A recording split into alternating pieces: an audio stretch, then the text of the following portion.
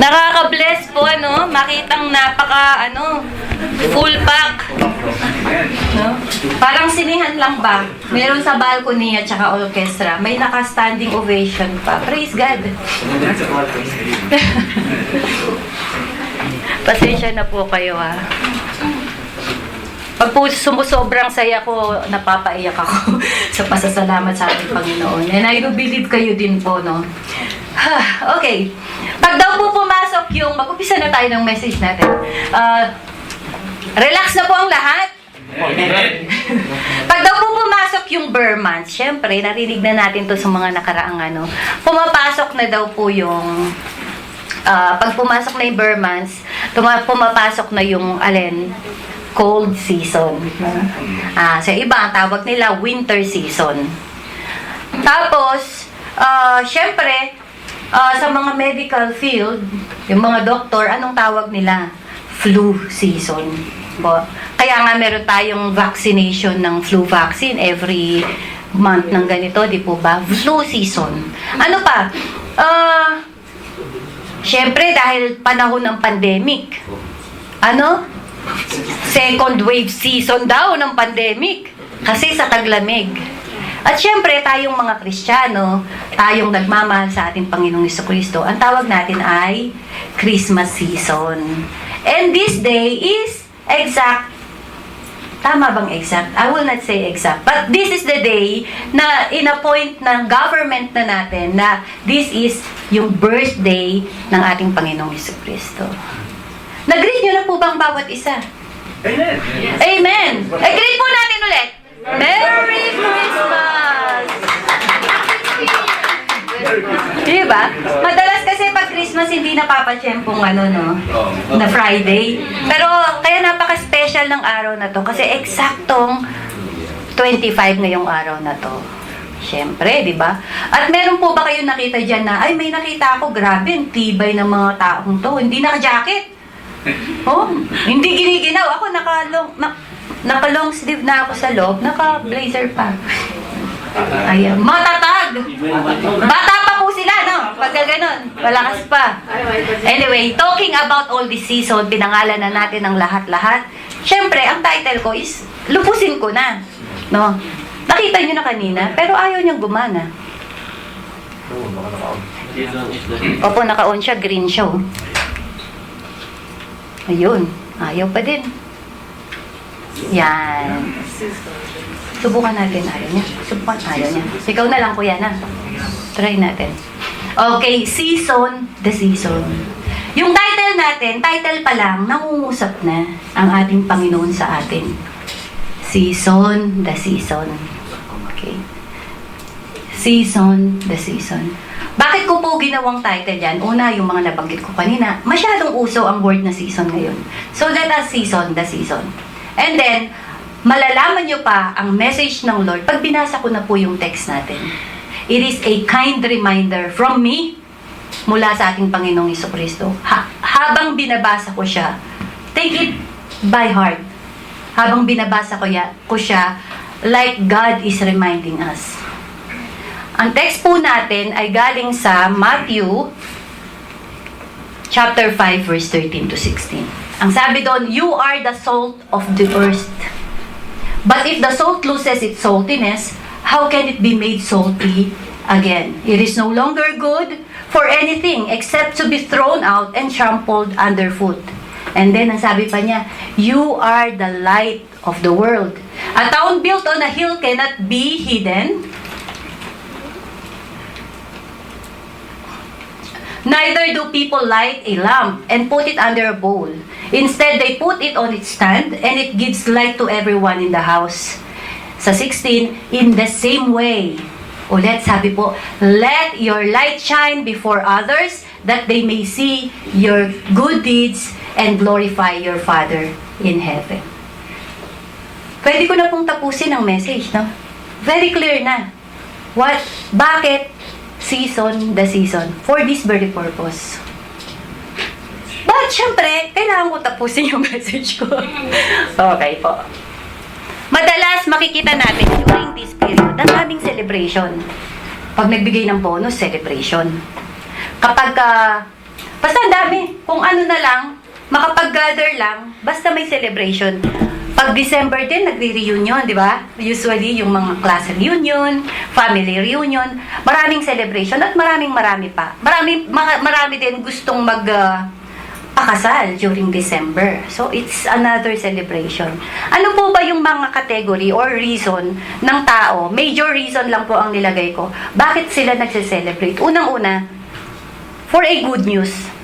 Pagka nabalitaan mo na ikaw ay mabibigyan ng salary increase, wala pa siya, nabalitaan mo pa lang, palagay nyo mag-celebrate? Diba? Yung iba nga nangungutang na para magpalibre. Hihiram na siya, sige. Habang wala pa namang dumarating ang sweldo, hihiram na siya para maglibre na siya. Kasi good news yun. Especially pag narinig mo na ikaw ay ipopromote, hindi po ba? Celebration yun. Meron tayong kapatid dito. Nakapasa siya ng examination ng Saudi Council. Ang tagal-tagal niya na pinagpapray ito, no? Na naming pinagpapray. Ngayon nabalitaan niya na nakapasa siya ng examination ng Saudi Council. Immediately po, nag-celebrate kami. No? Ang sarap, may Kentucky, may pizza, basta madami po 'yun. Kabukasan. Kinancel po. Hindi po in-acknowledge ng Saudi Council yung examination niya. Kailangan daw po ulit mag-go under siya ng process, ng procedure na hinahanap ng Saudi Council. Paano yun? Nakapag-celebrate na hindi. Parang gusto namin tuloy isuka yung aming kinain.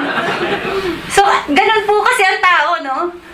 Lagi tayong unang-una because we have a grateful heart kasi. Kaya gustong-gusto natin nagse-celebrate at gusto natin nakikisaya ang mga tao sa atin. So, yun ay good news. Good news pa lang hindi pa siya nangyayari. Nagse-celebrate na. Paano pa? Itong sa pangalawang reason. Kung nakuha mo na mismo yung blessings. Kung mismong yung victory. Kasi di ba pag nagpa-pray ka, ang tagal mo pinagpa-pray, that is battle. Battle in prayer. Ngayon, pag nakuha mo na yung sagot sa panalangin mo, ay mas matinding celebration yan, di ba? Pero hindi na po KFC ulit yung yung pong Saudi Council niya, praise God po, binattle po namin yung sa panalangin. At praise God, nakuha na po niya. Finally, yung mismong hindi na po siya basta good news. Hawak-hawak niya na, victory is at hand, blessing is at hand. Mas matindi pong celebration yun, di po ba? At napakadami pang mga reason dyan para tayo mag-celebrate. Kanina, balita pa lang, na mapopromote ka, biglang eto na yung appointment letter mo. So, really, it's a worth celebrating. Yung bahay mo, napatapos na, at ibinigay na yung title sa'yo. It's worth celebrating, di po ba? Ano pa? Ang next po, ayan, significant good personal experience. Siyempre. Alam mo namang yung best friend mo nagse-celebrate, ikaw naman ang sinagot nung nililigawan mo. Pwede po ba yun? Hindi po pwede. Ikaw mismo kasing naka-experience, mas matindi yung yung kagustuhan mo mag-celebrate kasi ikaw yung naka-experience.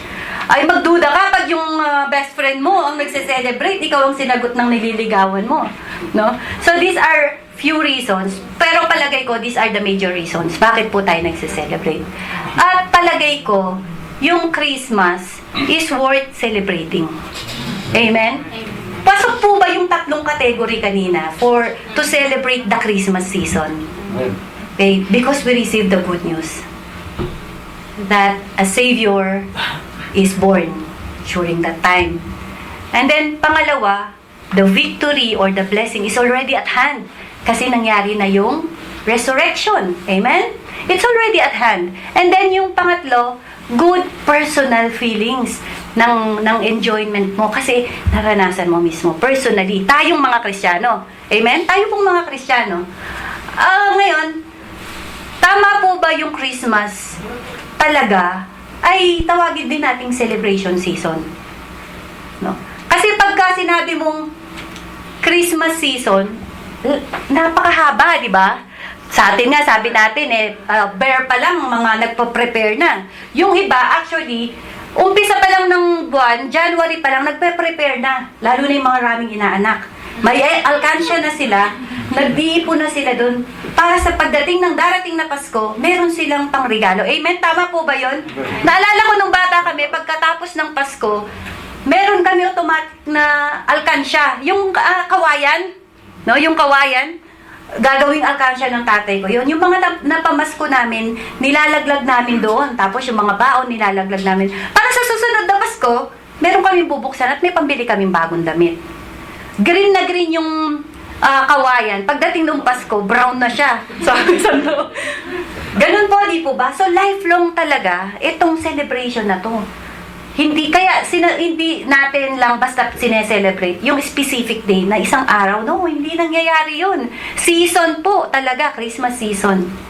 So, it is good talaga po na sabihin natin that Christmas is worth a celebration. Kaya tatawagin ko din siyang celebration season. Bakit? Unang-una, from the words Christmas. It derived from two root word. Ano yung dalawang root word? Una, Christ at saka Mass. Anong ibig sabihin ng Christ? Savior or Messiah. And then, ang Mass, in American English, ibig sabihin po pala is festival and celebration. Kaya talaga lang pala talaga, ang Christmas is a Christmas celebration season. Siyempre, tayong mga Kristiyano, alam na natin ang dahilan. Bakit tayo nagse-celebrate? Christ. Bakit po kaya hindi Jesus Mass? Kasi celebration siya, hindi lang basta specifically for birthday. Meron pang ibang dahilan bakit tayo nagse-celebrate. Not just for the birthday, but there are other things, reason na tayo nagse-celebrate. Oh. Ngayon, nag-celebrate na tayo noong nakaraan. Imagine, nag-celebrate na naman tayo, yaman natin. Nag-istiraha pa tayo, di po ba? At nung nakarang istiraha, merong mga exchange gift, merong mga pa-prize, at syempre, merong pa-contest ng parol. Congratulations sa ating mga winners. No? Hindi lang sila basta gumawa ng parol. Merong kahulugan yung kanilang mga parol. And maraming salamat. Palakpakan natin yung mga nanalo ng mga ticket. Siyempre, hindi ako nakasama dun. Gagawa ako ng sarili kong parol. At ipapaliwanag ko ang Christmas ko sa pamamagitan nitong aking parol. At itong parol ko na to, tatawagin ko siyang parol for all season. Manawa kayo sa word na season. Parol for all season. Bakit? All year round siya eh. Kaya bilog, all year round. At yung major naman talaga, dalawa lang yung major season sa isang taon. Ano po yun? Ang sabi sa Genesis chapter 8 verse 22, as long as the earth endures, is seed time and harvest, cold and heat, summer and winter, day and night will never cease. Hanggat may earth, hanggang may mundo, hindi titigil ang season. Papalit-palit lang siya. At dalawa lang. Akala natin apat, no? Actually pala yung spring at saka summer, iisa lang yon. Ang tawag nila doon dahil hindi man masyadong mainit sa kanila, warm season talaga yon. Kumbaga transition period lang yung spring.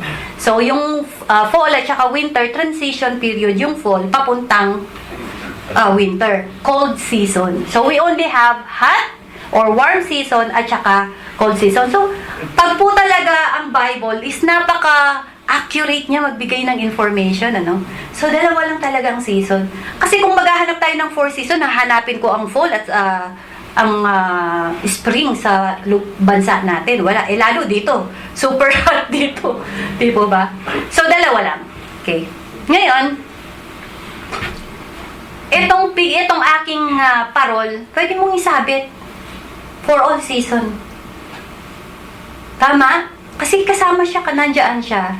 At yung spike dyan, it represents as sun, parang sun, at saka dry. Kasi nga, mainit. And then, yung Christmas. At meron pa, yung lahat ng Christian country, na dalawang major celebration lang din, ang religious celebration na ipinagdiriwang. At inagrihan din ng mga government nila. Kaya nga pag Christmas, merong bakasyon, tama? Ganun din, pag Lenten season, may bakasyon din. Official na ibinibigyan ng mga government. Ng government na inutos sa ating mga companies. Siyempre, maganda pag Christmas, may bonus pa. Sa Pilipinas, dito wala. Kung meron, magpapastake ako. Wala po eh.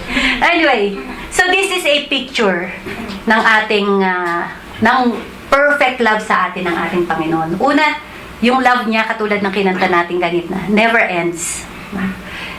Siguro po meron sa inyo, ulit-ulit ang message. Ang dami na nagturo patungkol sa Christmas. And yet, bakit natin inuulit? To be reminded. At pangalawa, hindi lang tayo lagi ang magkakasama. May mga bagong dumarating. At syempre, meron pang mga nanonood ngayon. Maybe they still don't understand. Or maybe non-Christian ang nanonood sa atin sa oras na to. Should I speak in English? I don't think so. Okay, so it's a perfect po sa mga hindi pa nakakaano, no? Perfect love ng Panginoon sa atin yan. Whole year round, andiyan ang pag-ibig ng Diyos sa atin. Sa Christmas, it is the promise fulfilled or nagkaroon ng physical manifestation, yung pangako ng Diyos Ama mula sa Old Testament. Dito nakita sa panahon ng Christmas, yung katuparan, physical manifestation nung pangako. Ayan, pinanganak ngayon yung ating Panginoon. So, ang Father, ang siyang nagbigay sa mga panahong ito, binigay niya yung kanyang buktong na anak. Pero hindi pwedeng Christmas lang. Hindi pwedeng matapos lang doon. Kailangan, yung pangako, may katuparan. Ito yung Diyos na pag nangako, hindi napapako. Pero siya, napako para tuparin ang kanyang pangako. Di ba napakaganda nun? Na siya ay napako para lang matupad ang kanyang pangako. At nangyari nga po yan during Lenten season. Kung maalala niyo tong picture na to, ginamit ko po yung picture na yan, same message ko last year. Ano po yung title ng message ko last year? Christmas. Feliz Navidad. Ayan. Feliz Navidad, na sa English, ang ibig sabihin ay Happy New Life. Happy New Life. Kanina yung kinanta natin, pinanganak daw siya para ipanganak yung pangalawang pagkabuhay. The second life. So, ipinanganak siya para nung araw na ipinanganak siya, tayo din ay muling ipinanganak. Kasi tayo po yung mga patay, di ba? Dahil sa kasalanan. Tayo po ay walking dead actually nung hindi pa natin kakilala ang ating Panginoong Jesucristo. Kasi tayo nabubuhay as if buhay tayo ngayon, pero yung kaluluwa natin nandun na nakasanda na sa impyerno dahil sa ating mga kasalanan. Pero nung ipinanganak ang ating Panginoong Jesucristo, ipinanganak na muli tayo. Kaya tayo nagkaroon ng bagong buhay. Kaya ang greetings natin dapat Feliz Navidad. Kasi we are celebrating our new life. Hindi lang si Jesus Christ ang pinanganak during that time. We were born again during that time. At hindi lang tayo basta na born again, nagkaroon tayo ng buhay na walang hanggan. Hindi lang pang lupa, kundi pang eternal na ang ating buhay. Kaya totoo yung sinabi sa 2 Corinthians chapter 5 verse 17. If anyone is in Christ, he is a new creation. Tama? Kung daw po tayo ay nakay Kristo na, tayo na ay bagong nilalang. Ibig sabihin, pinanganak ka muli. Kaya ka bagong nilalang. The old has gone and the new has come. So, dalawa ang pinanganak during Christmas. Kaya worth talaga na mag-celebrate tayo during Christmas. At ano pa po? Yan ang sentro kasi ng pag-ibig ng Diyos sa atin, na ipinapakita ng picture na to. Sabi sa John 3:16, For God so loved the world, that He gave His only begotten Son. Whoever believes in Him shall not perish, but have eternal life. Yung katuparan is nangyari during Lenten season. At muli siyang nabuhay. Again, buhay pa rin ang sineselebrate natin during Lenten season. It is the assurance na yung ipinangako sa December or sa Christmas, tinupad completely panahon ng resurrection. Ganyan ka po kamahal ng Diyos. Kaya hindi pwedeng walang Pasko kasi merong ikaw. Kaya yung nagsasabi, Christmas, Jesus is the season or the reason. Ate Jabs, pakiulit. Christmas is the reason for the season. Para sa atin, dapat ganun. Yun dapat ang dahilan natin. But for God, Christmas, you are the reason for the Christmas. Kaya may Pasko kasi merong ikaw. Kaya meron ding Lenten season kasi merong ikaw. Kaya may parol akong ganyan para ma-remind tayo gaano tayo kamahal ng Diyos. Hindi pwedeng hindi magkaroon ng Pasko kung hindi tayong lahat magsisiksikan sa impyerno. Amen? Aren't you happy? Aren't you glad na birthday din natin ngayon? So Christmas is really worth celebrating. So, tatandaan po natin lahat, no? Na itong Paskong to, nawa, yung calling kanina sa title ko, Season, the Season. It may change. Sa pamamagitan nitong maliit na exhortation ko about my parol. My parol for all season. O, panado na ako niyan, di ba? O, Jobs, bigay mo. Okay po. So, moving on. Naintindihan na po ba? Naintindihan na po ba ang dahilan bakit tayo nag-celebrate ng Christmas? Yung pong mga bago dyan, naintindihan nyo na po ba bakit may Christmas? Hindi po tayo nag-celebrate ng Christmas because ito'y tradition lang. Hindi tayo nag-celebrate ng Christmas kasi, oy, regalo time, bonus time.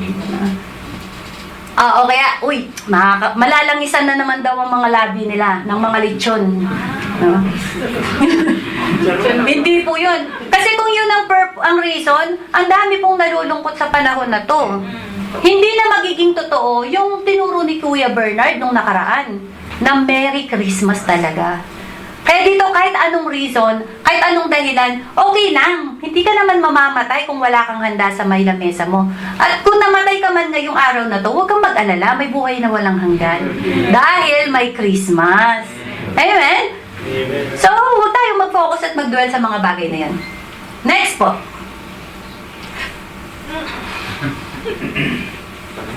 Yan. Ngayon ang tanong, ang ganda pala ng dahilan ng Pasko eh. Di po ba? Yan po ba yung kasunod? So, sige na, yan na.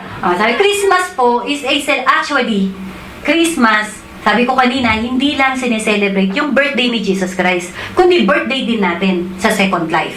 At ito kasi ay celebration talaga of our freedom. Tayo ni-redeem, tayo na-restore sa ating Panginoong Diyos. Tayo napawalay sa ating Panginoon, sa Diyos Ama, dahil sa mga kasalanan natin. Tayo ay isinanla na dun sa impyerno dahil sa kasalanan. Yun yung sumpa na ibinigay kasi kapag ka ikaw ay nagkasala. Siguradong mamamatay ka. No? Hindi po kamatayang physical to ha. Kamatayang spiritual. Siguradong mamamatay ka ng paulit-ulit dun sa impyerno. Pero kaya ngayon nagkaroon ng Pasko kasi ayaw ng Lord na ikaw ay matusta dun.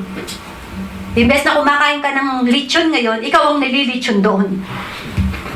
So therefore, ito po yung purpose na magkaroon tayo ng freedom. Freedom from curse. Yung sumpa ng impyerno, nakalampas na po tayo doon. Worth celebration? Worthy po ba na i-celebrate na hindi ka na matutusta sa impyerno? Amen. So it is a redemption. Parang pag nagsanla ka, kapag ang tawag doon, pagka binawi mo siya, redeem, di ba? So ito yon para ikaw ay muling mapasa akin, i-redeem kita. Yung kunwari, yung bracelet mo, para mapasa akin siya, hanggat nasa pawn shop siya, hindi na sa'yo yun. Pero pagka binawi mo siya, tinubos mo siya, sa'yo na ulit. So ngayon, dahil tayo tinubos na ng dugo ng ating Panginoon Jesucristo, tayo na-redeem, kanya na tayo ulit. Hindi ka na kay Satan. Sabi mo sa katabi mo, hindi ka na kay Satan. Kay Lord ka na. Amen. Amen. Kay Lord na tayo. Kay Lord tayo. Eto pa, bakit po pag Pasko, sabi ko, maraming yung Noche Buena, Medianoche, ano bang Noche yan? No? Nag-gather ang lahat. Di ba? Yung mga family members, kahit nga yung magkakaaway na magkapatid, pagka araw nung Noche Buena, sama-sama sila. Yun po kasi ay representation din nung restoration. No? Yung tatay, yung tatay natin sa langit, nagkaroon tayo ulit ng reconnection sa kanya dahil nagkaroon ng Christmas nga. So yun po ay parang symbolism din ng restoration. Kaso hindi na alam ng mga iba, no? But that is a sign na nare-restore tayo sa totoong family natin. Kaya may mga reunion. So tayo nagre-reunite din tayo sa ating Panginoon nung tinanggap natin siya.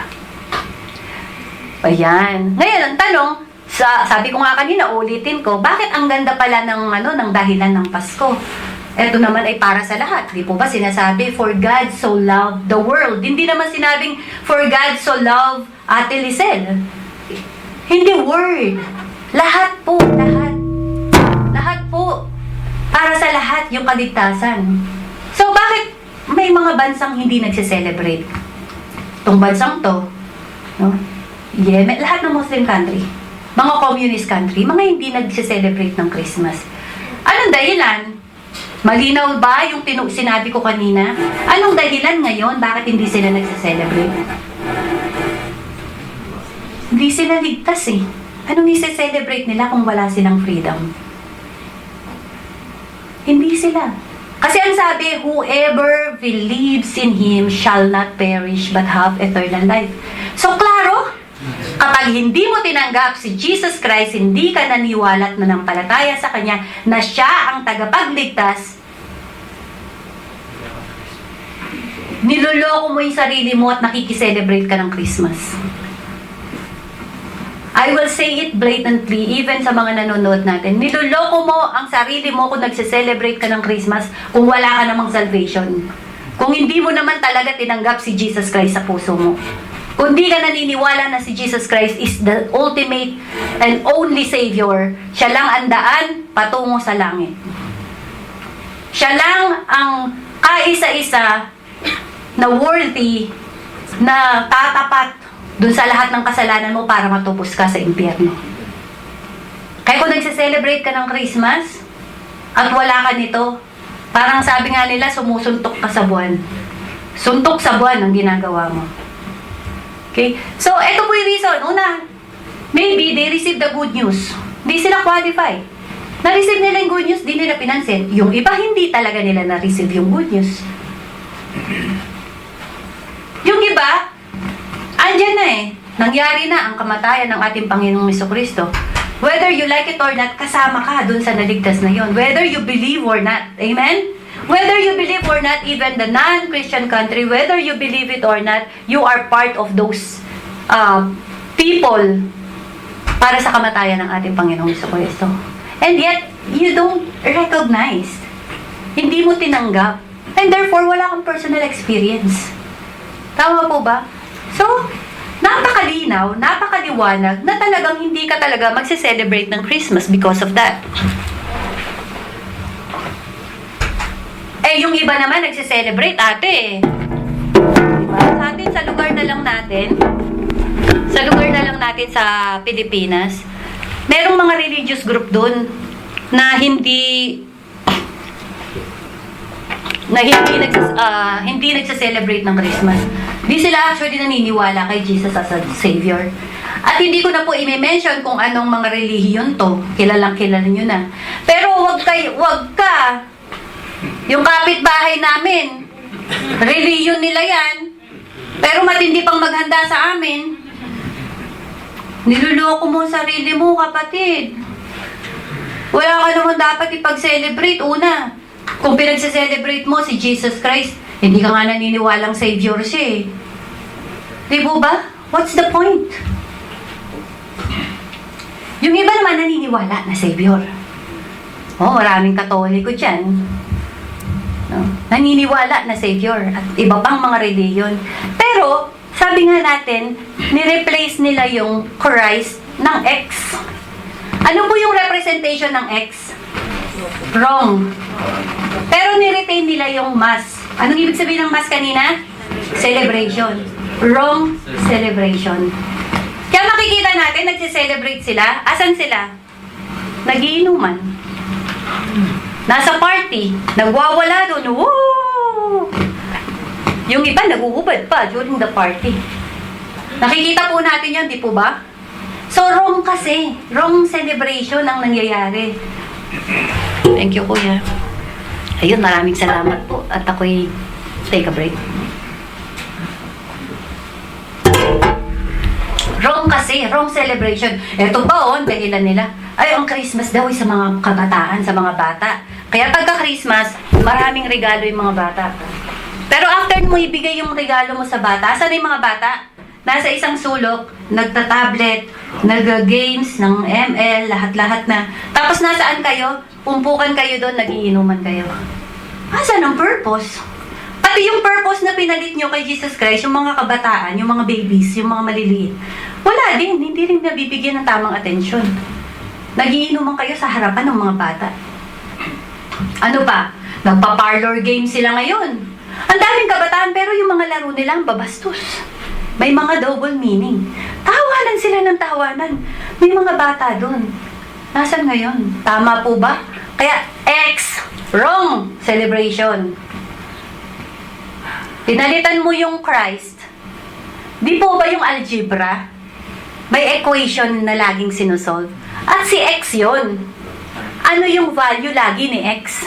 Tama da? Algebra ba tawag doon? Geometry, lahat-lahat. Ano yun? Trigo, yun. Pasensya siya po mathematician eh. English na lang po ako. Ayan. Ito yung equation na laging hinahanap ang dahilan. Ipinalit nila, ano yung value ng X para sa kanila? Si girlfriend. Nag-break sila ni girlfriend. Walang celebration. Meron pong frontliner, doktor, pareho sila, namatay yung babae. Nung in-interview, hindi sila magse-celebrate ng Christmas kasi namatay yung asawa niya. See? Ang Christmas niya, based dun sa asawa niya. Ay, walang Christmas, walang bonus na yan. Walang Christmas, hindi ako binigyan ng magandang regalo ng asawa ko. Christmas ka dyan, magluto ka mag-isang. Wala ka man lang binigay sa akin eh. Mali. So talaga, minsan natitira na lang talaga yung mass. Puro celebration. Basta lang makaselebrate. Why? It's fun. Masaya eh. Eto ngayon ang dahilan, mga kapatid. Bear with me, paulit-ulit ako. Eto ang dahilan, bakit ang title natin is Season the Season. Lalo na nitong during pandemic, nitong mga calamities na dumaan lahat sa bansa natin, sa bayan natin, dito tayo kailangan ngayon. We are the one to season the season. Given, hindi kasi nila natanggap yung good news, but we received the good news. At hindi lang basta good news, alam pa natin yung katuparan ng good news na yun. Therefore, anong ginagawa mo ngayon, kapatid? Are you seasoning the season? Or isa ka pang nagpapag-bloom ng season? Mataba, sabi, walang diwa ang Pasko ngayon. Matabang ang Pasko ngayon. Malungkot ang Pasko. Walang kulay. Ang dami ng sinabi, no? No. Lahat ng dahilan. Wala. Ngayon, kapatid, this is your time to season the season. This is your chance. This is a calling from our Lord to season the season. We are the one who can make it different. Make a difference, sabi nga po nila. Ayan. Na-try nyo na po bang mag-order sa restaurant? In-order mo kasi ang ganda ng kulay. Ang ganda pa ng presentation. Pero nung dinala na sa'yo, wow, ganda ng presentation, ganda ng kulay, ang bango. Nung tinikman mo, matabang. Kahit na ano pang spices ang nilagay dyan, walang asin. Anong gagawin? Uy, tatawagin ko talaga yung waiter. Sinong chef nyo dito? 5-star hotel, tas walang lasa? Ba? Ganon din. Ganon din ang Pasko natin ngayon, parang ganyan. Makulay nga, nakikita nyo? Ang daming Christmas light, ang daming Christmas tree, may mga palapalawit na iba-ibang kulay, may puti, may lahat kulay nandun na. Pero matabang ang Pasko.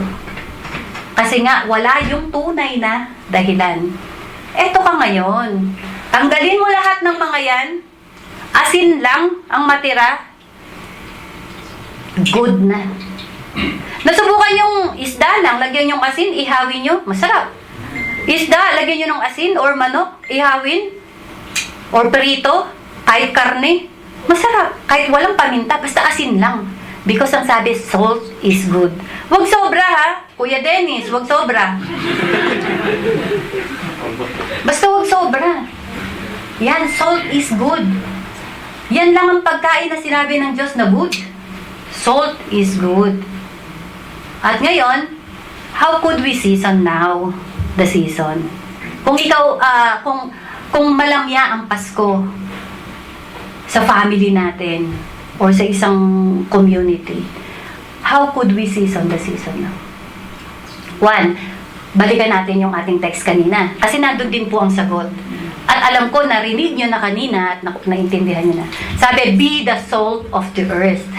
You are the salt of the earth, but if the salt loses its saltiness, how can it be made salty again? It is no longer good for anything except to be thrown out and trampled underfoot.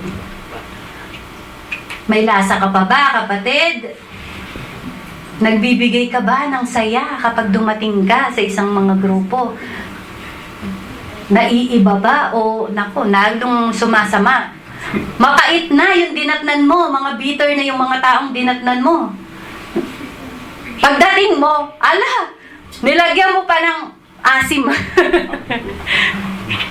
So, be the salt. Kasi laging pang ano yan, pang kontra lagi yung salt. So, kunyari, sumobra ka sa ganito, dagdagan mo ng salt. Sumobra ka to. Yung mga cook natin, naintindihan nila yan. Maglaga ka ng tubig, lagyan mo ng asin, laglag mo yung karne mo. Sarap na. Nilagang baka. Lagyan mo ng gulay, masarap na. So, be the salt. Do I have to expound? So simple, di po ba? Sa papaanong paraan ngayon, tayo magsisilbing salt. Live in life. Live in love. Kung mapapansin niyo po, yung aking mga list, puro mga command sentence. Di ba? Season the season. It's a command. Not from me, but from God. Season the season. It's a command from God. A reminder and a command from God na gawin natin. And then, papaano?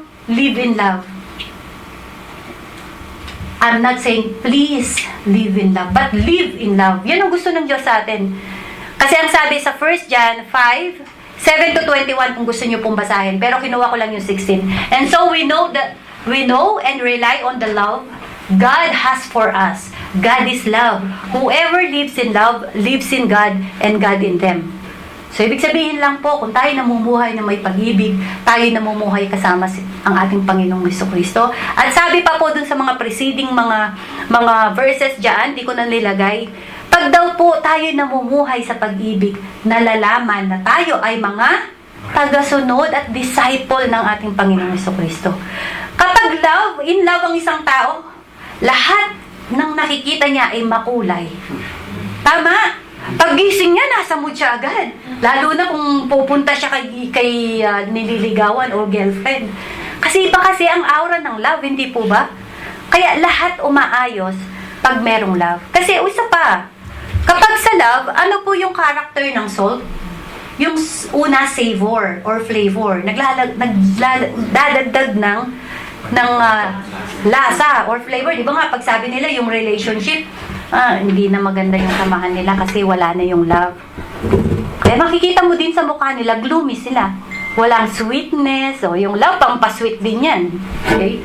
So ngayon, it serves din yung asin as tenderizer.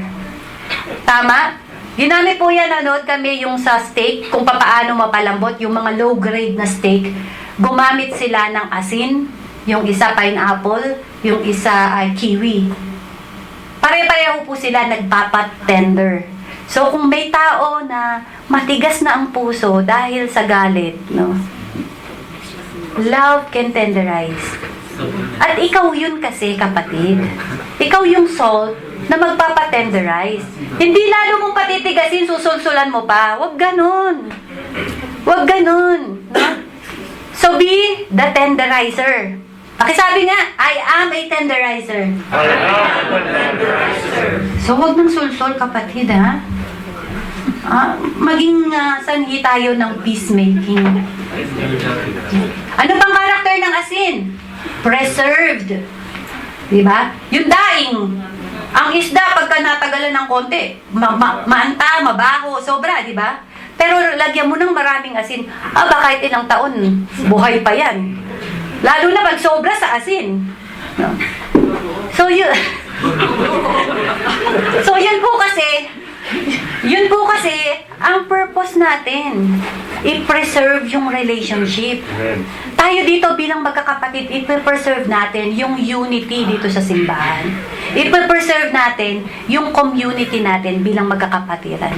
Amen? That is your purpose. You are the salt. Again, I am a salt. Isang puso na yan, ha?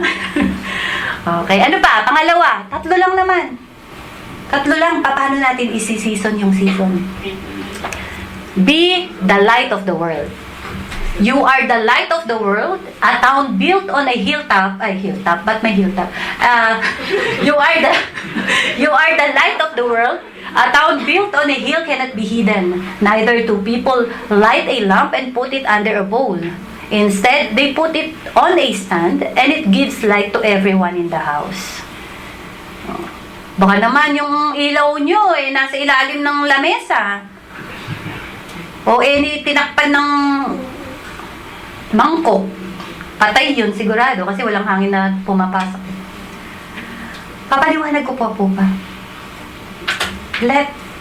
Maging ilaw ka. Maging ilaw ka. Sa paanong paraan? Give and give the best gift. Di ba ang Christmas is all about giving? Best gift nga si Jesus Christ At yung salvation syempre natin. So give and give the best. Command ulit ha, hindi please give.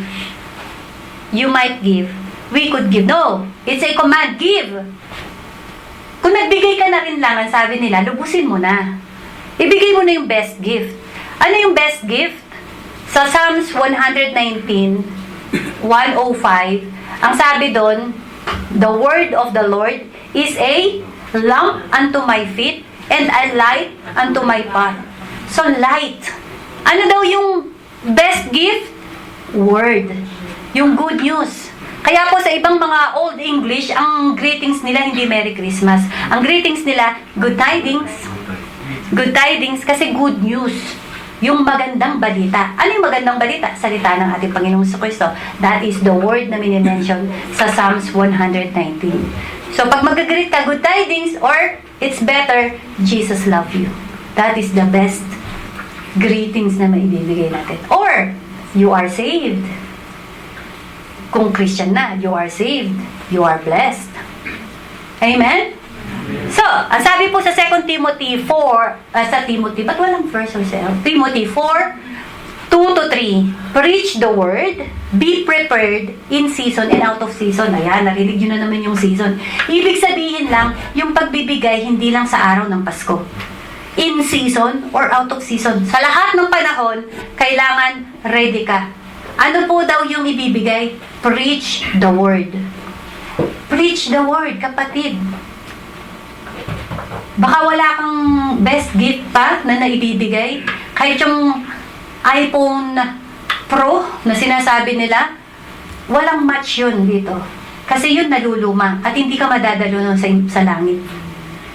Baka magdala ka pa sa impyerno kasi kung ano-ano pa pinanonood mo doon at application na nilagay mo doon. Tapos nagkakapuyat-puyat ka kaka-ML mo. Nakalimutan mo nang mag-pray. Kaya ito po yung the best gift. At ito pa pinakamahalaga. Bakit sinabi po dito na kailangan i-preach na natin ang gospel in and out of season, hindi lang during Christmas Day. Ngayon na. Ngayon na. At sa mga darating pang mga araw. Kasi darating po daw ang time sa 3. For the time. Season is another word for time. Period. Or kung ano pa, season, yan po. For the time will come when people will not put up with sound doctrine. Instead, to suit their own desires. They will gather around them a great number of teachers to say what their itching ears want to hear. Darating din yung season na yan, na ang tao hindi na makikinig sa magandang balita. Kahit maganda pa ang balita mo, hindi niya na pakikinggan. Darating po yung season na yon. Huwag nating hintayin na yung mga family members natin at yung mahal natin sa buhay, hindi nila marinig yung pinakamagandang balita, matanggap yung pinakamagandang regalo. Kasi nagpatumpik-tumpik tayo. Baka dumating itong panahon na to na kahit na anong gawin natin, kung ano na lang ang gusto nilang marinig, yun na lang. Mamimili sila ng sarili nilang teacher. Ay, nagto si Pastor Eric. Puro boring ang tinuturo niya. Doon tayo. Puro healing, puro blessing. Magkakamilyon ka itong taon na to. Amen! Palakpakan ng mga tao. Meron ka bang gustong maging bahay? Kumuha ka ng picture sa internet, yung pinakamaganda. Ipaskill mo dun sa pintuan mo. Araw-araw titingnan mo yun. I-imaginein mo na sa'yo na yan. Amen, Lord! Ibibigay sa'yo ng Lord. Grabe. Marami po ngayon. Dun sila pumupunta. Meron ka bang sakit ng cancer? Dito ka! Gagaling ka. Hindi tinuturo kung paano ka gumaling. Kasi ang paano ka gumaling is to have a clean life. Unang-una, to accept the Lord Jesus Christ. So, it's not himala. Amen? So, isa pa. Itong pinakamahalaga na, sa Hebrews 9:27, ang sabi po, time din yan, appointed. So, darating daw po ang araw. Sa ayaw at gusto mo, mamamatay ka. Pero ito, physical death lang, ha? Sa araw at gusto mo, nakatakda ang araw ng kamatayan mo. At pagkatapos nun, huhusgahan ka na sa harap ng Panginoon. Langit, impyerno. Dalawa lang yun, walang in-between. Paano kung ang plano mo, next year pa lang mo i-share yung good news? Hindi na inabot. Hindi na po yan makukuha sa panalangin. Kahit na 24/7 mong ipanalangin yung namatay, na tatay mo, nanay mo, I'm sorry to say, hindi po mababago ang destination. Meron po bang bukas exam mo? Exam mo bukas. Anong gagawin mo dapat? Mag-review ka para maipasa mo. Meron bang after ng exam tsaka nag-review? Wala po, di ba? Kaya bago ka mamatay, mag-review ka na. Aralin mo na ang salita ng Diyos. Kaya huwag niyo pong iaasa sa iba na ipapanalangin naman ako ng mga family members ko, pupunta ako sa langit. Hindi po ganun. Ikaw ang may exam eh. Ikaw ang i-judge. Bakit naman yung family members mo ang nagre-review? Hindi pwede yun. Pero nakakatuwa. Totoo po ito ha. Meron talagang ibang mga religious group na napaka-hyper. Pati exam ng anak niya, pinagpa-fasting niya. Abay nanay, papag-reviewin mo yung anak mo, hindi pag-fasting mo yan. So, kakatuwa po, no? Pangatlo, and last, na dapat natin gawin. Ano po yung una na dapat gawin? Be the salt. And then second, be the light. Eto naman, yung light mo, let your light shine. Bakit ano? Let your light shining? Keep your light shining. Paki-change po. Sino ba nag-type niyan? Okay na yan. Keep your light shining. Huwag nating hayaang mamatay. Nung Old Testament, lampara. Lampara lang. No? Kaya kailangan laging may gas. Laging may oil. Kailangan laging nagdiningas. Siyempre, yung ating kargahan ng gas, ng oil dito sa church, sa mga gawain, hindi po ba? Kasi yung Holy Spirit, sa panalangin, sa pagbabasa ng Bible, itong gawin, yan yung paraan para mag-light, yung shine natin patuloy na mag-shine. Kasi sabi po, in the same way, let your light shine before others, that they may see your good deeds and glorify your Father in heaven. Yun po kasi yun. And then, paano paraan naman natin ipapakita ngayon? Be joyful. Meron bang tawag dito na joyful na malamya? Wala, di ba? Energized yun. Pagka joyful siya, parang kangkarot yun. Energized yan eh. Laging enthusiastically prepared sa lahat ng bagay pag joyful ang tao. Kahit ano pang mangyari dyan, merong naubusan man lang ng ulam sa pagkain, joyful pa rin yan. Makikita pa rin sa kanila yan, joyful pa rin. Kahit nasabaw na lang inabot nila, joyful pa rin yan. Amen. No? Sa ganyang paraan kasi, no, pagpatuloy na naglalight yung ating buhay, no? Makikita ng mga tao na eto tayo, eto yung talagang design sa atin, eto yung purpose, bakit tayo nagkaroon ng salvation?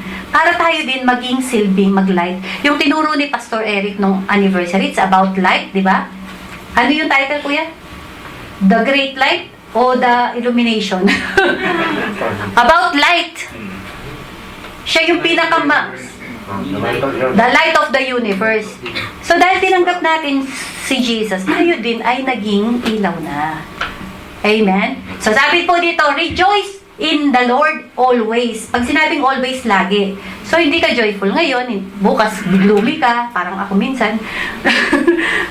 Tapos sa susunod, masungit ka, susunod masweet ka. Hindi po, pagdating po sa ating Panginoon, paano ngayon mapapaniwala yung ating mga sinisharean kung tayo mismo'y gloomy tayo palagi, hindi nakikita?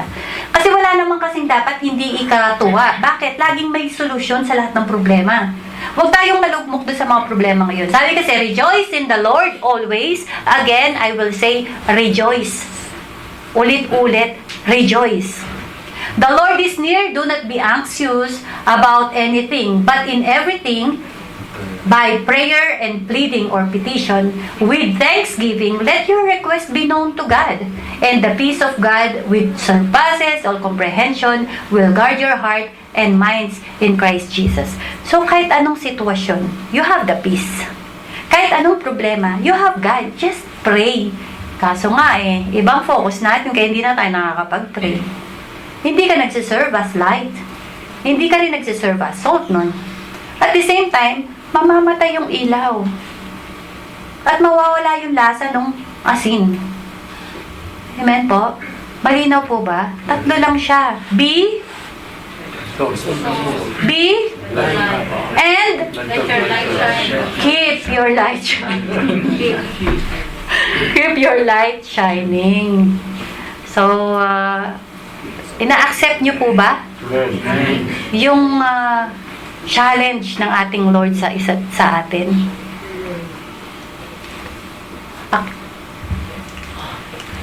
Ulitin ko, mula sa umpisa ng message ko, reminder siya. Hanggang matapos, reminder siya. Let your light shine before others, and they may see your good deeds and glorify your Father in heaven. Hindi lang basta pala nababago mo yung buhay ng tao kapag ka ikaw ay nandyan kasama nila. Sa ganung paraan, nag-glorify ang ating Diyos sa langit. So that is also a best gift na maibibigay natin sa ating Panginoong Jesucristo. Wala tayong material na regalo na pwedeng itapat sa ginawa ng ating Panginoong Jesucristo, hindi po ba? Pero ito pala, pagka yung good deeds natin, yung mga mabubuting gawa natin, yan pala ang pwedeng i-gift natin sa ating Panginoon during all season, Christmas season. Kasi nag-glorify ang ating Panginoon.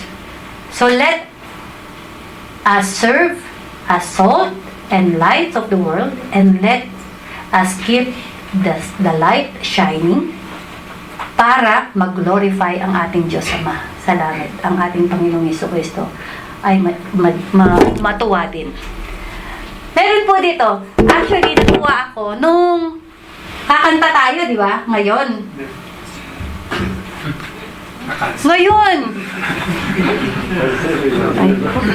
Ngayon kasi Pasko Oh. Binigla ko po sila, pero ito po gagawin natin.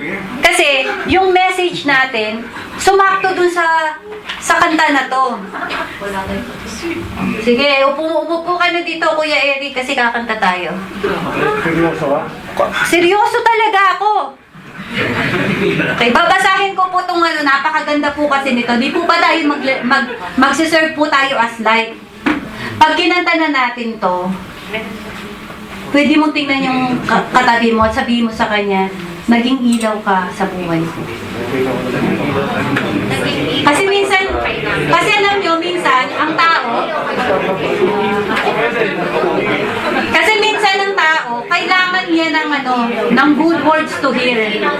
Minsan hindi siya naniniwala na may ginagawa siyang maganda. May kapatid dito, napakaganda, galing sa art. Kapag ka may mga gathering tayo, siya yung talagang nangunguna sa mga art natin. Pero hindi niya nakikita yung word niya. Pero it's about time na sabihin natin sa kanya na you serve as a light. Naging ilaw ka ng buhay ko. Nag-i-inspire ka din ng buhay ko. So, habang kinakanta natin to, sabihin natin yan sa mga katabi natin, oy! Atong mga leader na to, ayaw tumayo. Pasko ngayon, kakaiba ang celebration natin.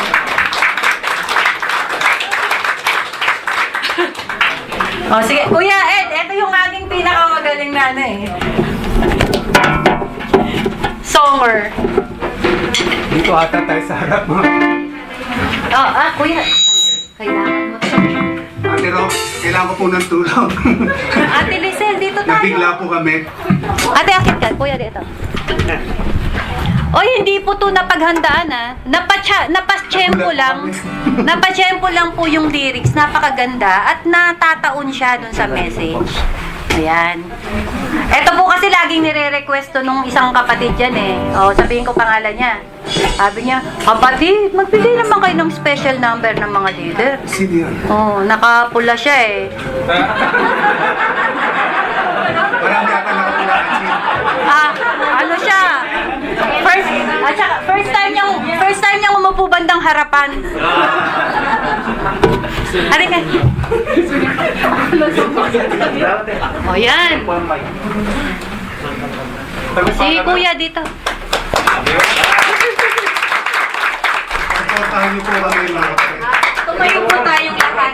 Ito pong kantang ito, hindi lang kami ang kakanta. Kasi di ba, sa tinuro natin ngayon, yung message natin, we are the salt and the light. So, damay-damay na to. So, kailangan prepared every season. Yes, of course. Be prepared in and out of season. Amen. So, let us sing. Asa na? Ninervyos si Kuya Eric.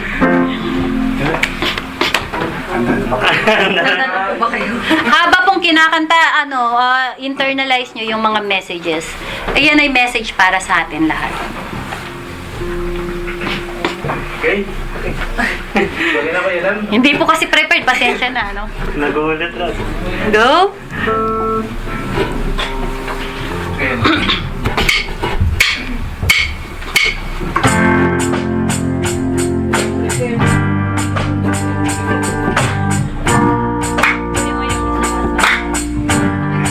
Can clap your hands.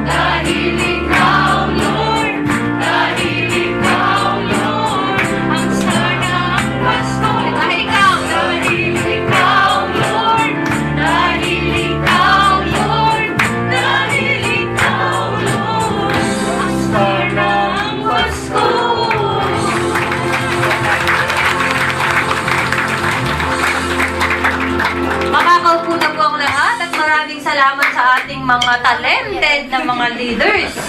No, ako lang po talagang walang talent pagdating sa music, ano. Kaya ako lang ang walang mic. Di ba? Ikaw yun eh, kapatid. Ikaw yung nagsilbing ilaw sa araw ng Pasko. Isa pa nga po, pakisabi sa katabi, nagsilbing ilaw ka sa Pasko. Nagniningning ka ngayon, kapatid. Amen? Tandaan mo, kapatid, nagniningning ka. At meron kang purpose. No? Always remember to season the season. Okay, wag na. So, sige po.